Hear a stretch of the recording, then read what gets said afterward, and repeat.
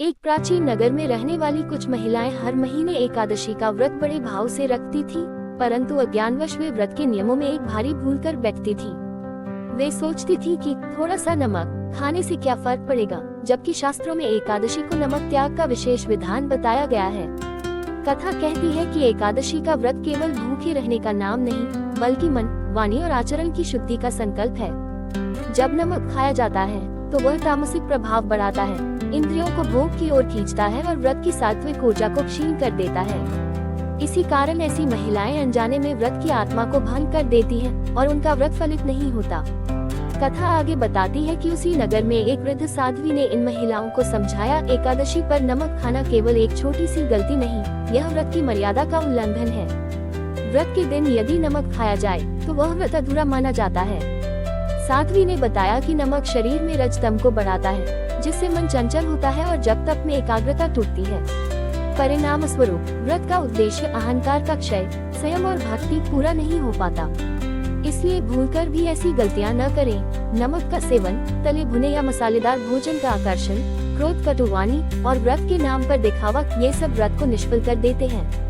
कथा में कहा गया है कि जब महिलाओं ने यह बात समझी तो उन्होंने अगली एकादशी पर सच्चे मन से नियमों का पालन किया, फलाहार, जल या शास्त्र सम्मत व्रत विधि अपनाई, मन में संयम रखा और दिन भर जप स्मरण में लगी रही। तब रात्रि में उन्होंने स्वप्न में भगवान विष्णु का दर्शन किया, जिन्होंने कहा, व्रत का फल तभी मिलता है जब नियम, नियत और श्रद्धा तीनों शुद्ध हों। उसी क्षण उन्हें अनुभव हुआ कि व्रत केवल त्याग नहीं, बल्कि भीतर की सफाई है। नमक त्याग के साथ उन्होंने लोभ त्याग भी किया और व्रत सार्थक हो उठा। अंत में कथा ये संदेश देती है कि एकादशी का व्रत करते समय महिलाओं को इन भूलों से सदा दूर रहना चाहिए। नमक का सेवन, नियमों की उपेक्षा, आलस्य, कटुवाणी और अहंकार। जो स्त्रियां इन गलतियों से बचकर श्रद्धा से व्रत करती हैं, उन पर माता लक्ष्मी की कृपा स्थिर होती है, ग्रह में शांति आती है और साधना में प्रगति होती है। इसलिए याद रखें, एकादशी पर नमक त्याग केवल भोजन का नियम नहीं, बल्कि व्रत की आत्मा की रक्षा है। इसे निभाए तभी व्रत सच्चे अर्थों में लगता है। अगली एकादशी के बाद नगर में एक अद्भुत परिवर्तन दिखने लगा। जिन महिलाओं ने साध्वी की सीख मानकर नमक का पूर्ण त्याग किया था, उनके घरों में पहले से अधिक शांति और सौहार्द दिखाई देने लगा। वे समझ चुकी थी कि व्रत केवल शरीर को कष्ट देने के लिए नहीं, बल्कि मन को संयमित करने के लिए होता है।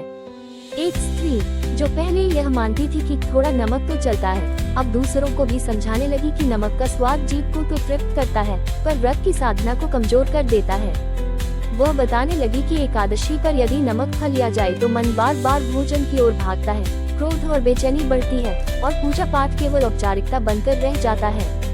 इस अनुभव से महिलाओं ने ये भी सीखा कि व्रत के दिन झूठ बोलना, चुगली करना, किसी का अपमान करना या मन में द्वेष रखना भी नमक खाने जितनी ही बड़ी भूल है, क्योंकि इनसे भी व्रत की पवित्रता नष्ट होती है। कथा कहती है कि जब इन स्त्रियों ने नियम, संयम और श्रद्धा तीनों को अपनाया, तब उन्होंने भीतर से एक हल्कापन महसूस किया।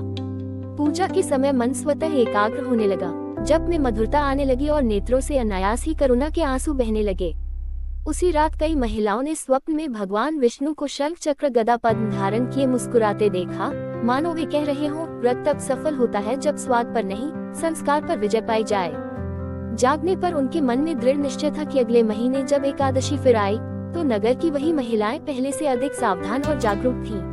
उन्होंने न केवल नमक का त्याग किया, बल्कि मन में उठने वाले हर नकारात्मक भाव को भी रोकने का संकल्प लिया। सुबह स्नान के बाद उन्होंने घर के कार्य सरलता से निपटाए, ताकि दिन भर पूजा, जप और भजन में मन लगा रहे। अब उन्हें समझ आ चुका था कि यदि नमक छोड़ा जाए, पर मन में क्रोध, ईर्ष्या या अहंकार बना रहे, तो व्रत फिर भी अधूरा ही रहता है। कथा कहती है कि एक स्त्री जो पहले छोटी छोटी बातों पर झुंझला जाती थी, उस दिन मौन और क्षमा का पालन करने लगी। जब किसी ने उसे कटु वचन कहे, तो उसने मन में ही सोचकर सहन किया कि एकादशी का व्रत केवल पेट का नहीं, बल्कि स्वभाव का उपवास है। इसी संयम से उसका मन शांत हुआ और हृदय में भक्ति का दीप प्रज्वलित हो गया। उस रात सामूहिक कीर्तन के समय सभी महिलाओं ने एक विशेष अनुभूति की, जैसे वातावरण में दिव्यता भाग गई हो। ऐसा कहा जाता है कि जिन घरों में नियम पूर्वक एकादशी का व्रत किया गया, वहाँ धन, धैर्य और धर्म तीनों का संतुलन बना। कथा में वर्णन आता है कि तभी माता लक्ष्मी की कृपा से उन परिवारों में कलह कम होने लगी और आपसी प्रेम बढ़ा। महिलाओं ने समझ लिया कि नमक खाना केवल एक गलती नहीं, बल्कि व्रत की भावना से समझौता है। इसलिए उन्होंने आने वाली हर एकादशी पर यह प्रण लिया कि न स्वाद का लोभ करेंगे, न नियमों में ढील देंगे। इस प्रकार संयम और श्रद्धा के साथ किया गया व्रत ही सच्चे अर्थों में फलदायी होता है और यही इस कथा का गूढ़ संदेश है। समय बीतने के साथ उन महिलाओं की साधना और भी परिपक्व होती गई।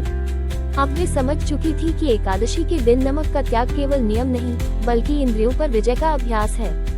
एक स्त्री ने अनुभव साझा किया कि पहले व्रत के दिन उसे कमजोरी और चिड़चिड़ापन महसूस होता था, पर जब उसने नमक के साथ साथ आलस्य, दिखावा और मन की अधीरता भी छोड़ी, तो व्रत सहज और आनंदमय हो गया। कथा में बताया गया है कि ऐसी शुद्ध भावना से किए गए व्रत पर भगवान विष्णु स्वयं प्रसन्न होते हैं और साधक के जीवन में विवेक की ज्योति प्रज्वलित करते हैं। महिलाओं ने ये भी सीखा कि व्रत के दिन फलाहार लेते समय भी लालच नहीं रखना चाहिए। अधिक स्वादिष्ट विकल्पों की खोज व्रत की सरलता को नष्ट कर देती है। जब मन संतोष में टिकता है, तब पूजा पाठ केवल कर्मकांड नहीं रहता, वह आत्मिक संवाद बन जाता है। यही कारण था कि अब उनके घरों में एकादशी के दिन शांति, मौन और भक्ति का वातावरण बन जाता और बच्चे भी सहज रूप से संयम सीखने लगे। इस प्रकार नमक जैसी छोटी सी चीज के त्याग से शुरू हुई यात्रा उन्हें बड़े सत्य तक ले गई कि व्रत का असली फल नियमों की कठोरता में नहीं, बल्कि नियत की पवित्रता में छिपा है। कथा में आगे बताया गया है कि जब इन महिलाओं ने लगातार कई एकादशियों तक नियमों का पालन किया, तो उनके भीतर अद्भुत आत्मबल जाग उठा। अब वे जान गए थे कि नमक खाने की आदत केवल जीभ की नहीं, बल्कि मन की असंयमता की पहचान है। एक महिला ने स्वीकार किया कि पहले वह व्रत के नाम पर दूसरों से प्रशंसा चाहती थी, पर जब उसने दिखावे का त्याग किया, तब व्रत का वास्तविक सुख मिला।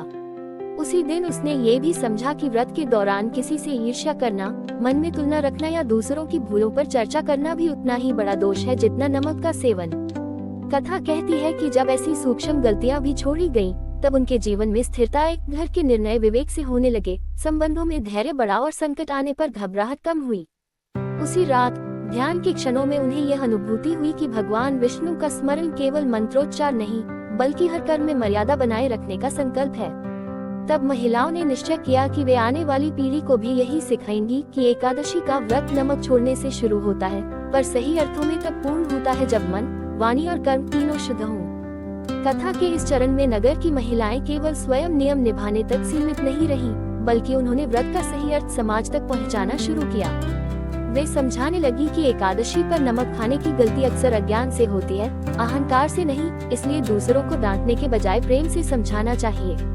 उन्होंने ये भी सीखा कि व्रत के दिन शरीर की आवश्यकता का सम्मान करना उतना ही जरूरी है। अति उपवास, दिखावे का त्याग और सरल फलाहार ही संतुलन बनाए रखता है। कथा कहती है कि जब किसी स्त्री ने कमजोरी या अस्वस्थता में स्वयं को दोषी मानने के बजाय विवेक से निर्णय लिया, तो उसका व्रत भी मन से जुड़ा रहा और स्वास्थ्य भी सुरक्षित रहा।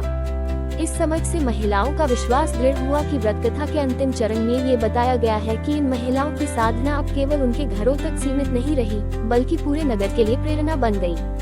जो स्त्रियां पहले एकादशी को केवल परंपरा समझकर निभाती थी, अब उसे आत्मशुद्धि का पर्व मानने लगी थी।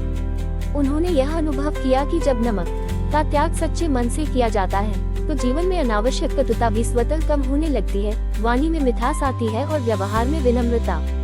एक बुजुर्ग महिला ने कहा कि पहले उसके जीवन में धन होते हुए भी अशांति थी, पर जब उसने नियम पूर्वक एकादशी व्रत किया और नमक, अहंकार व शिकायत तीनों का त्याग किया, तो घर में संतोष का वास हो गया। कथा ये भी सिखाती है कि यदि व्रत के दिन कोई भूल हो जाए, तो उसे छिपाने या तर्क देने के बजाय विनम्रता से स्वीकार कर प्रायश्चित करना चाहिए। ऐसा करने से व्रत की भावना सुरक्षित रहती है। अंततः सभी महिलाओं ने ये निष्कर्ष निकाला कि एकादशी का व्रत डर से नहीं, बल्कि प्रेम और समझ से किया जाना चाहिए, क्योंकि जब नियम श्रद्धा से जुड़ते हैं, तभी व्रत सच में लगता है और जीवन में शांति, स्थिरता और भक्ति का सच्चा फल प्राप्त होता है।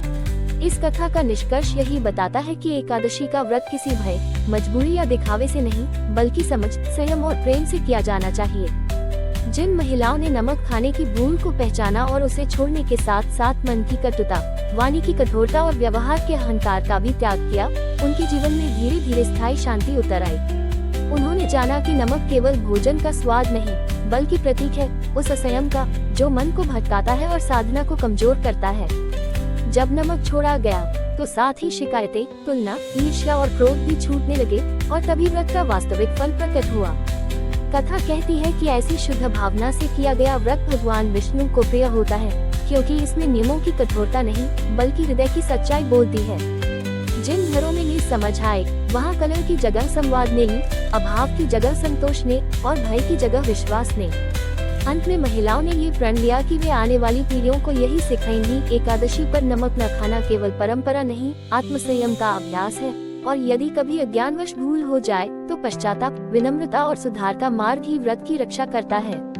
यही इस कथा का अंतिम सत्य है। जब नियत शुद्ध हो, नियम समझ के साथ निभाए जाएं और भक्ति जीवन के आचरण में उतर आए, तभी एकादशी का व्रत सच में पूर्ण होता है और जीवन को भीतर से उज्जवल बना देता है।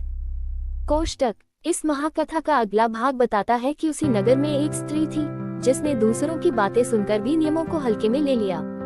एकादशी के दिन उसने व्रत तो रखा, दीप जलाया, पूजा भी की, पर मन में ये सोचकर भोजन कर लिया कि थोड़ा सा खाने से क्या फर्क पड़ेगा। जैसे ही उसने अन्न में नमक का स्पर्श किया, उसका मन अस्थिर हो गया, पूजा में मन नहीं लगा, बार बार चिड़चिड़ापन आने लगा और बिना कारण घर में कलह बढ़ने लगी। कथा कहती है कि रात को उसने स्वप्न में भगवान विष्णु को गंभीर स्वर में कहते सुना, व्रत नियम तोड़ने से नहीं, नियत तोड़ने से टूटता है। जागने पर उसके हृदय में पश्चाताप भर गया। उसे समझ आया कि एकादशी का व्रत केवल भूख सहने का नहीं, बल्कि स्वाद, लालच और जिद का त्याग है। अगले दिन उसने सच्चे मन से क्षमा मांगी और संकल्प लिया कि आगे से न तो नमक का सेवन करेगी, न ही व्रत के नियमों को हल्के में लेगी। उसी क्षण उसके मन का बोझ हल्का हो गया और घर का वातावरण फिर शांत होने लगा। ये भाग सिखाता है कि एकादशी पर की गई छोटी सी भूल भी जीवन में अशांति ला सकती है, पर यदि पश्चाताप सच्चा हो और सुधार का संकल्प दृढ़ हो, तो व्रत की कृपा फिर से जीवन में लौट आती है।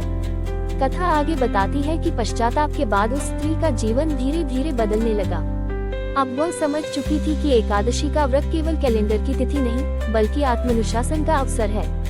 अगली एकादशी पर उसने भोर में उठकर स्नान किया, मन को शांत किया और पूरे दिन संयम का पालन करने का निश्चय किया। इस बार उसने न स्वाद की चिंता की, न कमजोरी का भय।